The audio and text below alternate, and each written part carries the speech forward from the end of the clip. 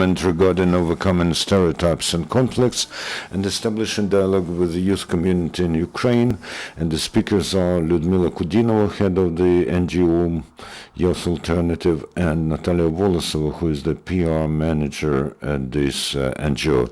Hello, I'm Lyudmila Kudinova. We represent the Youth Alternative, Молодіжна Альтернатива NGO, and for half a year we've been working with the project Unity and Diversity, the overcoming of stereotypes between the youth of the east and west of Ukraine, and Natalia will tell us more. We all know that it's it's better to once see than 100 times hear. That's why we invited the youth from the east of Ukraine so that they go to the west and see whether there are really stereotypes that we talk so much about. So the aim of our project is the renation of stereotypes and the dialogue between east and west of Ukraine, and the formation of the space where young people may hear each other. And also we want our youth to exchange experience in public work. There were 8 trips during the project, and those were the series of 3-day seminars and interactive trainings with the use of novel methodology in education and so on. Young people of Kherson, Dnipropetrovsk, Kharkiv, Mykolaiv, and Donetsk and Luhansk regions could participate, which means east and south of Ukraine. So we held 8 trips to Lviv, Kam'янець-Подільський, Ужгород, Рівне, Тернопіль, Луцьк, also Ivano-Frankivsk. We met representatives of authorities. We talked about whether the stereotypes really exist, and deputy mayors and mayors of these Western regions said that this problem should be discussed and achieve the situation when there is no such a problem. We should not divide Ukraine into different regions, but we are all together, we're all united, although we are different, and the truth is being born in the dialogue. So we were producing some recommendations that later were sent to representatives of these regions, of people from local authorities. As a result, we held a summing up conference on the 24th and 26th of June, where we gathered the most active participants in this event. In reality, stereotypes are here, and of course there is a language stereotype and the stereotype about the development of east and west in different directions. Also stereotypes about historical events and historical figures. And we saw that the young people who came to take part, although they were talking about the fact that there are no stereotypes, but still they were trying to find those stereotypes.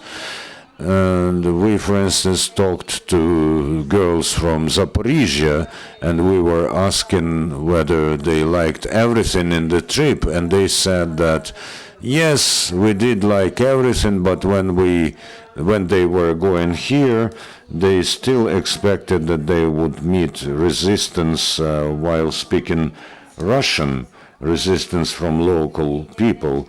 So unconsciously, they are still looking for stereotypes, and we have to overcome those trends. During their trip to Kyiv, we said, we were talking about that it would be right when talking to our ministries of education and culture, sports and youth, to work out the paradigm how to overcome these stereotypes. So we have some suggestions that we have to talk about, to discuss with the participants over the next 2 weeks, and then to send to the ministries.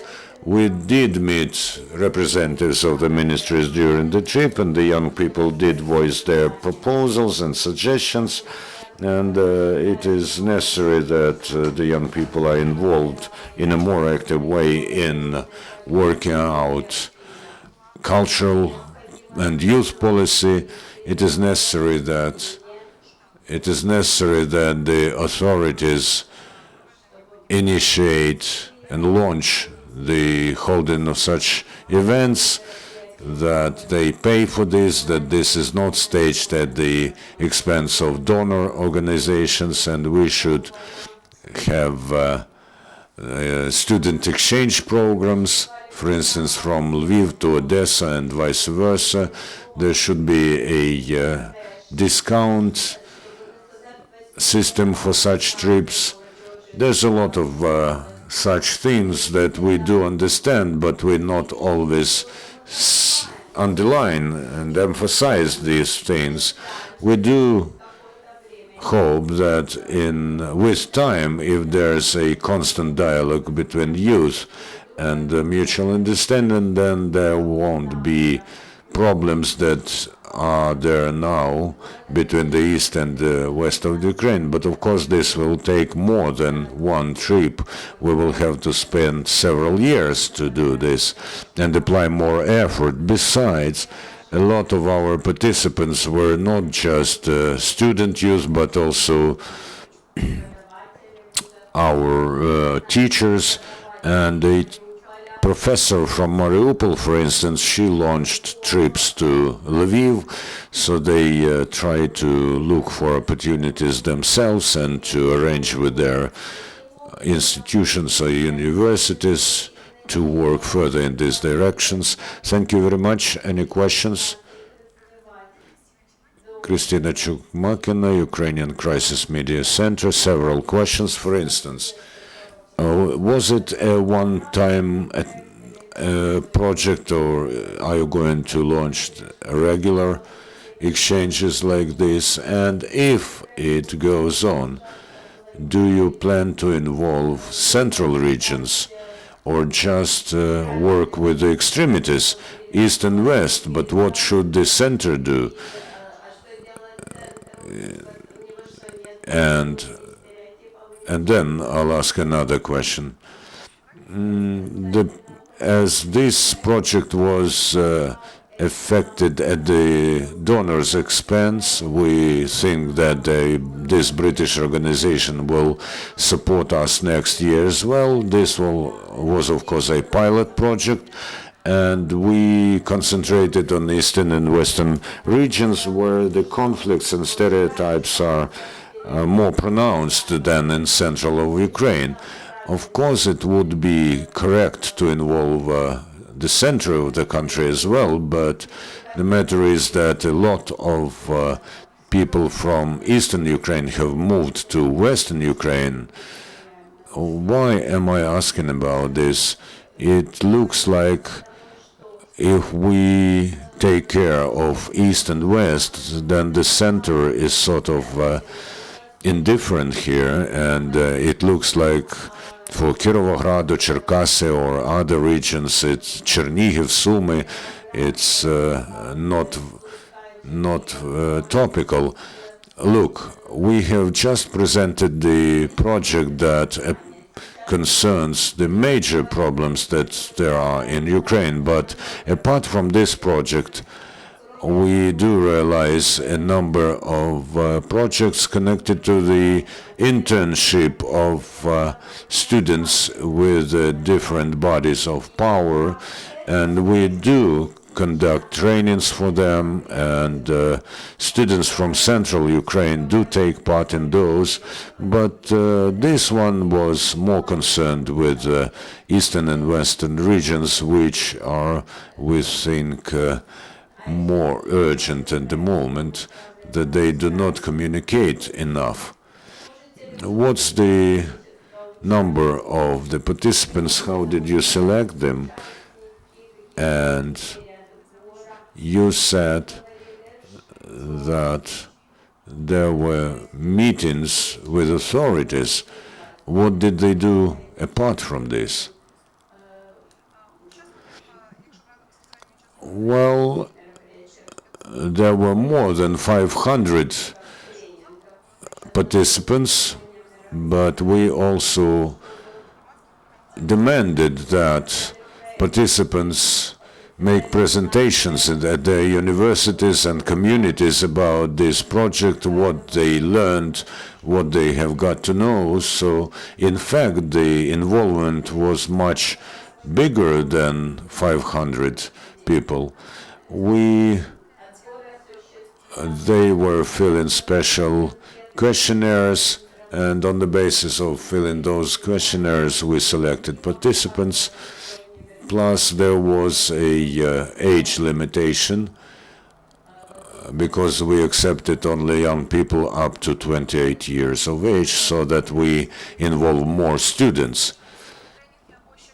And of course, we were concerned with the specific features of the regions. For instance, in Kamyanets-Podilsky, there were excursions and trainings. Of course, in Ivano-Frankivsk, they went to the Museum of Liberation Struggle named after Stepan Bandera. In Kamyanets-Podilsky, they went to the castle, and there was an entire day fully devoted to excursions, so that the students see what the cultural wealth and other wealths of these Western regions are. This project and the recommendations, can you get acquainted with the recommendations, for instance, in an electronic version? We're working on it now, so within 2 weeks we will produce specific recommendations that will be sent to corresponding ministries. At the moment, we've gathered proposals and suggestions from all the participants. Maybe we'll discuss it among the participants, and then we'll send it to the ministries, and of course we'll send this document to you. Another question from the Ukrainian Crisis Media Center. 500 participants, 500 students, or also with teachers. These are those people who went on trips. If you launch this program again, where they can see the forms that they have to fill in, we launched ads through local organizations and local mass media. When the next project will start, we will do the same. We also will contact the Ukrainian Crisis Media Center. Can you name the site? How we? So it's ya.org.ua,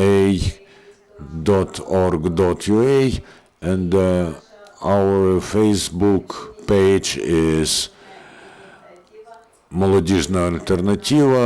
There's also a page which is called Unity in Diversity, and of course you can find us through our organization's page. No other questions. Thank you very much. Wish you every success, and our next president